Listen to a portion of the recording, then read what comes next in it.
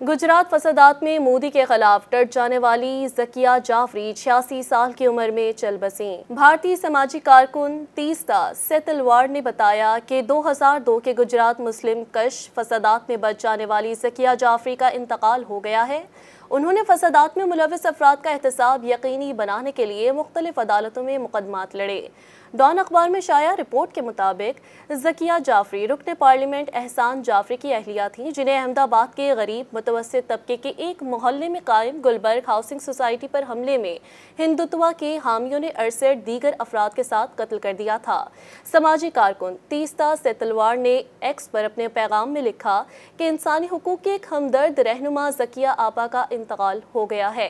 कौम, दोस्त और अहबाब और दुनिया को उनकी बसीरत अफरोज़ मौजूदगी की कमी महसूस होगी। तीस्ता सेतलवाड़ को बतौर शरीक दरख्वास्त गुजार पेश करते हुए ज़किया जाफरी ने उस वक्त के वज़ीर आला नरेंद्र मोदी और दीगर सरकारी नुमाइंदगान के फसादात में मुलविस होने की जांच पड़ताल के लिए अदालतों से रुजू किया था। जबकि 2008 में ज़किया जाफरी की दायर करदा दरख्वास्त पर सुप्रीम कोर्ट ने गुलबर्ग हाउसिंग सोसाइटी वाक़े समेत 9 मामलों में दोबारा तहकीकात का हुक्म भी दिया।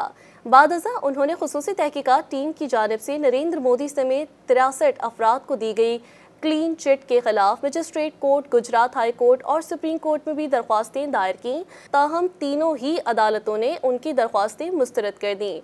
सुप्रीम कोर्ट ने 2022 में न सिर्फ उनकी दरख्वास्त खारिज कर दी थी, बल्कि सुप्रीम कोर्ट के साबिक जज जस्टिस मदन की सख्त तनकीद ने तीस्ता सेतलवाड़ की गिरफ्तारी, उनके खिलाफ नए मुकदमे और उन्हें 70 रोज़ के लिए जेल भेजने की राह भी हमवार की थी। सुप्रीम कोर्ट ने ज़किया जाफरी की आखिरी अपील खारिज करते हुए रिमार्क्स दिए थे कि हमें रियासत के मदाअलय की दलील में ये इम्कानात नज़र आ रहे हैं कि संजीव भट्ट, ब्रेन पांडा और आरबी श्री कुमार की गवाही सिर्फ मामले को सनसनीखेज बनाने और सियासी रंग देने के लिए थी। मज़ीद न्यूज़ अपडेट्स और डिजिटल स्टोरीज के लिए सब्सक्राइब करें डॉन न्यूज़ पाकिस्तान।